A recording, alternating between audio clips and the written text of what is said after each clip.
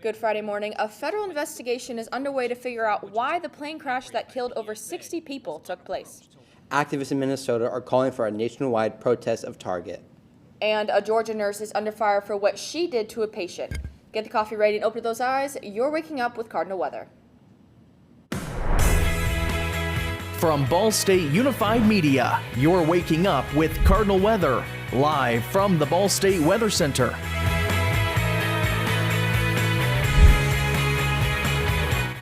Good Friday morning to you. You're waking up with Cardinal weather. I'm Olivia Sloniker. And I'm Ethan Kelso.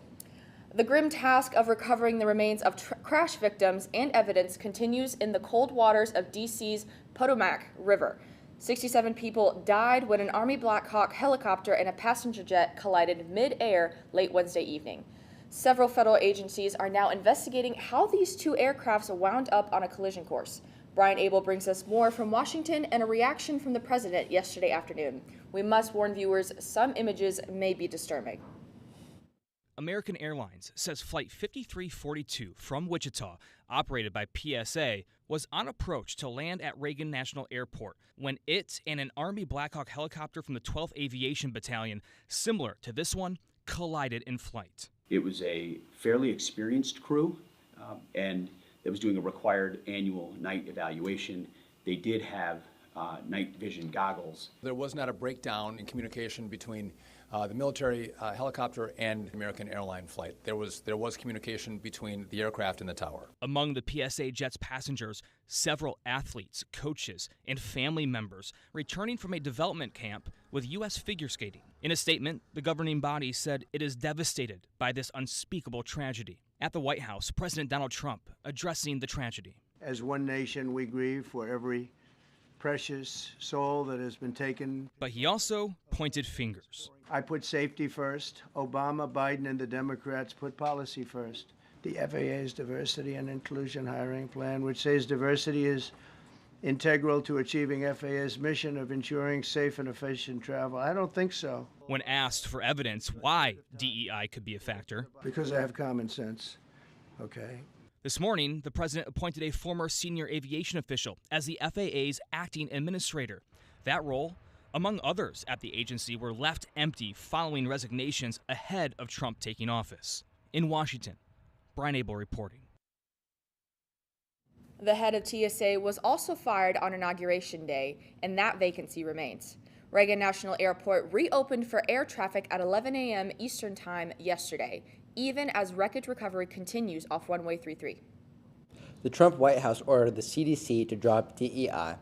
Certain grant recipients at the Center for Disease Control and Prevention were notified Wednesday that all diversity, equity, and inclusion programs were terminated. The memo also says the U.S. government will provide no additional costs for DEI programs and activities. This announcement, which was part of the implementation of President Donald Trump's executive orders, has created some confusion in the medical world. The executive director of the American Public Health Association told CNN that he's not sure which specific grants were cut. It's a rarity for Tesla. The Elon Musk-led automaker missed its earnings estimate for the last quarter of 2024 amid weak sales and revenue.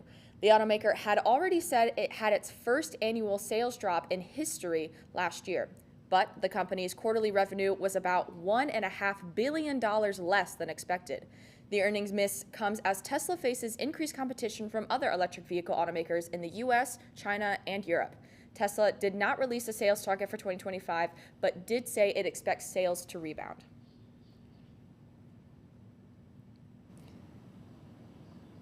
We're tossing Ian for local weather. Hey, thanks, Ethan. You know what? It's been a great start to the end of the weekend. We're starting to warm up a little bit. We're starting to get away from those winter conditions. Right now, it's 44 in Muncie. Hey, it's barely 8 a.m. I'm excited to start out this week with some pretty nice conditions. Look at the rest of our viewing area. It's 45 in Portland, 44 in Farmland, 42 in Anderson. Those low to mid 40s, that's what we should expect over these next couple of days, too. We've warmed up a lot. 24-hour temperature change by 11 degrees here in Muncie, 14 in Indy, 16 down in Bloomington. Just a warm wave, this warm air coming in over Indiana right now. Now that has led to, with it, bringing some more clouds and some rain this morning. You're heading out to work, you're probably walking to class, already going to experience that here in Muncie. You see this rain right behind me. It's going to continue throughout the rest of the day. I wouldn't expect too many breaks from it, although it's going to be spotty here and there as we start to head into the midday. It's going to continue into the evening. So let's talk about the rest of the week. What I got for you, I have a rainy start to the weekend. I've got a warm wave continuing throughout the rest of the weekend and some light winds that won't keep us cool anymore. Thanks for that, Ian. Coming up, discover why activists are calling for a nationwide protest of Target. That's the after weather now.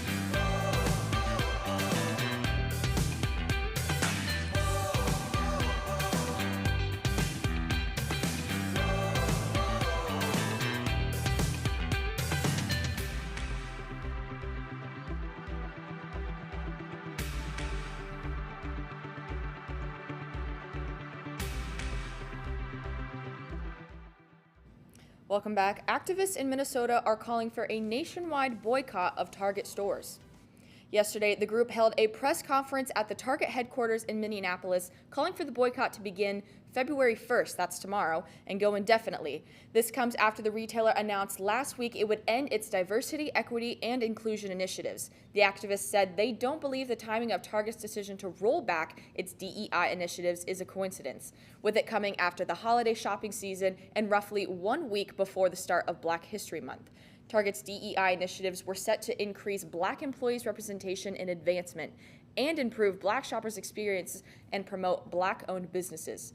Target is also pulling back on efforts to include hiring and promoting women, minorities, LGBTQ people, and veterans. A source says President Trump has signed an agreement to settle a lawsuit against Meta. Trump sued Meta after its Facebook and Instagram accounts were suspended in the wake of the January 6th Capitol attack. According to the source, Meta will pay Trump roughly $25 million. The vast majority of the money will go to a fund for Trump's future presidential library. The rest will go to attorneys' fees and the other plaintiffs. The source says Trump and Meta CEO Mark Zuckerberg discussed the lawsuit during a meeting at Mar-a-Lago after the election. The settlement comes as Zuckerberg has worked to get in Trump's good graces following the election. Zuckerberg donated $1 million to Trump's inauguration and recently changed the content review policies of Meta's platforms. After 4 years, the Ball State Residence Hall Association brought back one of its beloved yearly events, Cake Wars. Newsleak Indiana's Peyton Mucker has the story. Ready, set, go. Yesterday, the Resident Hall Association returned with Cake Wars. Each team was given a pre-made cake, then given a central theme. This year's, based off the popular board game, Candyland. So this was the Cake Wars. It was hosted by RHA. Our events are actually planned by our activities director, but I specifically asked that she host this one because it was one from my freshman year that I thought was really fun, and I wanted to see it make a return. 6 teams went head-to-head to see who could design the best cake. The teams were Nito Skeetos, Park Sharks, INATDIAIAU, Schmilly Schweets, PHC, and The Butchers. Once an hour and a half passed, the teams were to put down their utensils and prepare for the judges. Judging the competition was Ball State University's First Lady, Jennifer Mearns, and Associate Director for Residential Learning, Matt Kovach. After initial voting and a tiebreaker, the winner was announced. Nito Skeetos, you guys are our winners. Yeah! You guys will get a plaque. I don't know when, we still got to get It was really exciting. It was kind of fun just hanging out with the brothers and definitely making some memories there. Didn't expect to win. That was really cool. But I think we just had fun with it and try to be as creative as possible and not worry too much about winning. So I'm really happy with the result. The Residence Hall Association strives to bring creativity and participation through students on campus. Throughout the year, RHA can be found serving mocktails in various dorms or holding holiday celebrations. The Residence Hall Association, that's what RHA is. So we plan events usually about once a month for residents to enjoy. If you are on Hall Council or an RA or an APM, you can come to us and ask for money or equipment to help run your event. The icing on the cake was the laughter and community that poured out of the common room. In Muncie, Peyton Mucker, Newslink, Indiana. Hey, congrats to those neato Skeetos, right? The Residence Hall Association continues to provide voices for the students living in Ball State University's residence halls. Get connected with the RHA through their email, rha@bsu.edu. Taking a look at our current temperatures right now for the states, we see that almost all the states are above freezing temperatures. We see that as the exception for the Dakotas as well as Denver. And then for today's high, we are going to see much warmer temperatures. We see already high 40s, low 50s in the Midwestern portions and Central Plains, and then high 60s as well as high 50s in the South and the West. For our current watches and warnings, we are going to start out in the east. We see northern Pennsylvania as well as New York. We see winter weather advisory, and then just south of that in West Virginia, we see a flood watch. And then in South Carolina, we see a lake wind advisory, so pretty big winds down there. And then in the Midwest area in Illinois as well as Indiana, we see a dense fog advisory as well as a flood watch. And that's going to continue on down south in the Central Plains in Oklahoma and Arkansas. But what I really want to emphasize is the Pacific Northwest regions, as they are undergoing they're undergoing big storms, with big snowstorms as well as rain. It's bringing in a frontal area, which is bringing back an orographical effect, bringing big snow in those Oregon, Washington regions and floods in those coastal regions as well. And it is very apparent on our radar. We can see that the dense fog is in the Midwestern area, as well as that frontal moving into the Northwest area. And it's going to continue on from today into tomorrow morning. We see it sort of starts to scatter as the winds scatter of that snow area throughout the states. And then as we head into Sunday, we see that there is going to be overcast in our area as well. And so it's just going to be bringing about a lot warmer temperatures, Fool's Spring, as some may call it in Indiana. And as we head into next week, we are going to see a lot warmer temperatures as well. What are you guys going to do? Talking about Fool's Spring, I admit I love the warm temperatures. I'm loving it. I'm not excited for that drop in temperatures. Personally, I like the cold. I don't like warmer weather personally because I'm just a cold guy and I'm from Indiana and growing up here, I just always grew up with the cold. So I don't like the spring. I personally like the winter, so that's how I feel. But summer it's too hot because marching band. I used to be a marching band and it was too hot all the time in the summer. Oh, so. See, I love the warm weather. Rachel, how do you feel? You got a preference on temperature? I love the warm weather. I'm always cold. I always need a jacket. Yeah, the see, classroom. You're outnumbered here. Mm-hmm. Yeah. Oh man, come on. I mean, I just love the weather, colder weather. But it's people's preferences. I mean, it doesn't give a rat's butt whether you like the spring or the winter. I mean, I know. Thank you, Rachel. Coming up, see what this Georgia nurse did to get her felony charges onto her. That's after your weather now.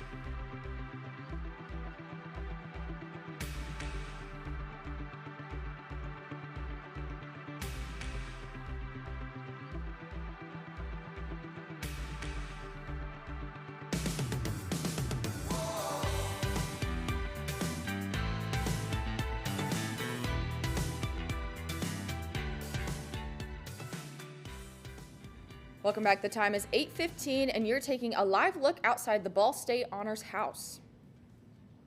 A Georgia healthcare worker is facing a felony charge after authorities said a social media video showing her dancing provocatively on a disabled man's head. 19-year-old Lucretia Cormasa Koyan was arrested last week and charged with exploitation of a disabled person. This came after at least 2 videos Koyan posted online showing her dancing on a patient while she was dressed in scrubs. Police say they became aware after one of the videos went viral. They're investigating Koyan's other videos to see if there were any other victims. 2 additional female victims have been added to the Sean Diddy's Combs federal case. On Thursday, federal prosecutors filed an indictment expanding the racketeering conspiracy allegations to include the latest victims. Combs was previously charged with racketeering, conspiracy, and transportation to engage in prostitution with a former girlfriend known as Victim 1. The superseding indictment alleges the crimes extended to the 2 additional women. Combs has pleaded not guilty to the charges. In the past year, nearly 30 civil lawsuits have been filed against the music mogul. Combs' trial is set to begin on May 5th in New York City.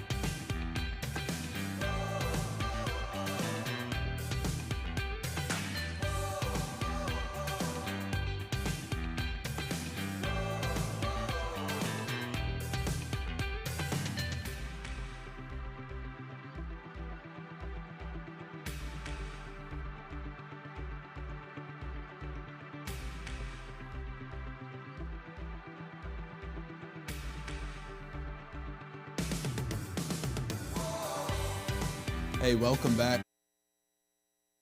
You see, we're getting a little cooler out the next couple of days. You can see out behind me, you see a lot of rain systems out to our Midwest right now. We're going to see that continue throughout the next couple of days. It's going to be pretty rainy for the rest of the weekend. Now, looking at our radar, you're going to see, focusing in on Muncie, that rain is going to continue over those next couple of days. And we're looking at those temperatures, okay? This is the big thing we'll be looking at. We're going to see a big warm up over these next couple of days. Heading out to our east and our west, you see those warmer temperatures move in throughout the rest of the weekend. You see here at Muncie, it's going to be 50 Friday at noon, 50 down in Indianapolis, 46 down in Terre Haute. Heading out throughout the rest of the week, you're going to see those temperatures continue to warm up as we head through the weekend. Now, this big warm up, it's what we were looking forward to. Now, that is going to come with some rain, though, especially you've probably already seen it if you've headed out tomorrow morning. There's going to be a lot going on throughout the rest of the day. You're going to get down to those 30s as you head into Saturday. Looking at our current temps, they're going 44 in Muncie, 43. Again, we're getting to that warm up as we head overall. This evening, today, 52 degrees is going to be our high. Great start to the weekend for our Friday. It's going to be rainy a little bit throughout the day. You're going to see those gusts up to 25 miles per hour. Those winds are what kept us a lot colder last week. Fortunately, we're not going to have too many of those throughout the rest of the week. If we're going to look at our 6 to 10 day temperature outlook, less winds, a little bit more rain, a little bit more heat too. You can see the probability of warmer temperatures here in the Midwest, it's going way up for those temps. You can see a lot more likely to see those warmer conditions, at least 1 to 2 degrees warmer over those next 6 to 10 days. That's throughout the rest of the work week past this weekend. So we have a lot of warm conditions to look forward to. Looking at those wind gusts, again, negligible, getting up to those mid-20s as we head Saturday overnight into Sunday. But for the most part, it's going to be pretty warm, going to be pretty pleasant. Good time to get outside, especially looking at our precision cast, though. You're going to see that rain is going to be a little bit spotty as we head throughout the rest of the day. Muncie is going to see rain throughout the day. Getting into Saturday, those clouds are going to hang around as we head into Sunday. Fortunately, it's going to remain warm. We're going to see nice, pleasant conditions throughout the rest of the week. If we look at our 7-day forecast, I got an 80% chance of showers on Friday. Our high, 52 degrees. We're going to cool down just for a moment. Don't let that fake you out, that high of 38. Sunday, 51 degrees, 50 on Monday. We're going to stay in those 50s, getting into those 40s as we start out the rest of the work week. We're not done with those chances of rain, though. You can see behind me, Wednesday, 40% chance, 35 degrees will be our high. Now, getting on to Thursday, that rain is going to stick around overnight. We're going to see that rain, that cool down just a little bit, that rain throughout the rest of the week, but overall, we are still pretty warm heading through the rest of the week. Welcome to Schumann Stadium. This place might be empty right now, but a little over 2 months, it's going to be getting ready for the spring game. I'm Dakota Atwood, and this semester on Waking Up with Cardinal Weather, we're going deeper into Ball State football. The offseason is all about grit and grind and getting 1% better each week. And this offseason, we're going 9 weeks of interviews with players and coaches, all building up to something new and something exciting here at Ball State University. Join us each week with Waking Up to Cardinal Weather to get the inside scoop. Welcome to Cardinal Weather. I'm Josh Gabbard with Sports. A lot of new changes have come in the offseason so far for Ball State football, so we're very excited for this new show exclusively here on Waking Up with Cardinal Weather. To switch over to women's basketball, the ladies return to the court this Saturday as they look to remain undefeated in MAC play as they take on the 8-11 Western Michigan Broncos. The Cards have been rolling in conference play, starting 9-0 on the year and looking to get their 10th MAC win this Saturday. Ball State is coming off an impressive win this past Wednesday as they took on Ohio, led by star Allie Becky, who had 23 points on amazing shooting 8 for 11 from the field. Becky also tacked on 12 assists in the victory, but Ball State has been on another level this MAC play season. The Cardinals started the new year with their first conference game and did not disappoint, picking up a 68-55 victory over Miami of Ohio. After that, they secured big wins against Central Michigan and Eastern Michigan. Then the Cardinals faced their toughest opponents so far in Buffalo and Kent State. They defeated Buffalo 78-56 and then had their closest conference game yet, beating Kent State 66-57. Following those matchups, Ball State stacked more MAC wins and now sits at 9-0 heading into Saturday's game against Western Michigan. On the season, the Cardinals are 17-4 and have not lost a game since December 10th against a ranked Ohio State team. Just a few days ago, guard Allie Becky took home MAC Player of the Week. It is the 9th time taking home the prize. Becky averaged 23 points, 5 rebounds, and 7 assists while shooting 60% from the floor. But this Ball State team is not just all Allie Becky. There are multiple players who are playing quite well. Of course, Becky leads the way with 15 points, 5 rebounds, and 6 assists, but multiple others are proving that they belong. That includes Alex Richards, who is averaging 13 points, 6.4 rebounds, 1.2 steals, and 1.4 blocks this season. Following Richards, the Cardinals are also led by 2 other standouts, Lachelle Austin and Marie Kiefer. Austin is averaging 11 points and 3 rebounds, while Kiefer contributes 7 points, 6.7 rebounds, and an impressive 1.7 blocks per game. This Cardinals team has depth as well, with 8 players averaging at least 5 points per game. The Cards have a chance to finish the season strong and aim for their first MAC championship since 2009. But be sure to show up this Saturday as the Cards take on the Broncos at 1 p.m. in Worthen Arena. Coming up, we've got your Breaking Down the Science. That's after your weather now.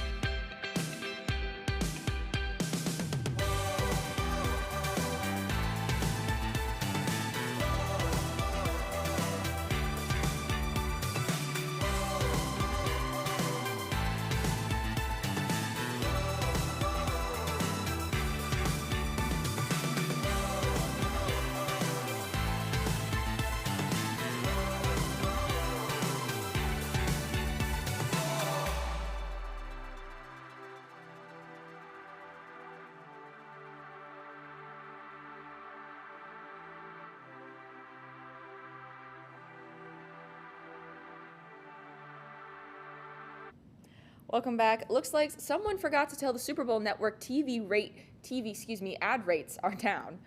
Now, if you're looking to have 30 seconds during the big game time, get ready to shell out the big bucks. Sounds like $8 million. Not only is that a record, but it eclipses the already record $7 million rate Fox originally set. But as the game gets closer, demand is exceeding available time, and the rate has skyrocketed. For now, we know some of the usual suspects like Pepsi and Anheuser-Busch InBev will be advertising. But State Farm pulled its commercials out due to the California wildfires. The Super Bowl airs on Fox on February 9th. All right, we're going to take a quick toss over to Ian for breaking down the science. Yeah, well, this week, guys, I'm going to be telling you a little bit about the science that I kind of use every day for meteorology. Today, it's going to be temperature inversions. And to kind of explain this a little bit better to you, I'm going to let you in on a little bit of my personal life. That's right. Behind me, I have my house. That's right. This is where I live. You see me in my little house right here, some trees out to the east of my house, and this little cornfield. I live out in the country. And every day, whenever I head out in the morning, kind of around the winter, maybe early summer, I'll see fog over the cornfields by my house. And I always wonder, why does that happen? Why is there this fog in the early mornings out, especially by these cornfields over my house? Big reason for that is these temperature inversions. Temperature inversion, all that is when you head up in the atmosphere, the temperature starts to go up. Usually, of course, when you get higher, you climb up a mountain or something, it gets colder. Well, not this time. Temperature inversions are when it gets warmer. Now, what that will do is, see this fog down here. Fog, of course, is caused by moisture. And, corn, crops, pretty moist. They retain a lot of moisture, keeping it low to the ground. What that warm air does up in the upper atmosphere is it puts what we in meteorology call a cap on that atmosphere. That's going to keep all of the air down below it down towards the surface. Now, cold air will attempt to rise, but because of that warmer air above it already rising, taking up a different spot in the atmosphere, that cold air isn't able to rise. So any moisture that does develop, say the moisture already existing here in this cornfield, will be stuck closer to the ground. And that's why you see things like fog in those early overnight hours. In those cornfields, already moist areas, that moisture can't rise up into the air to go with the rest of the warm air. Now, you can see over here, this warm, cold, that boundary layer, that's where you're going to see clouds. As that cold air attempts to rise, some moisture will be brought up with it, and that moisture from the warm air is already going to be there. That's where that layer of clouds will occur. Now, it's not that rare of occurrence, really. I mean, you probably see fog a few days a week, certain times a year.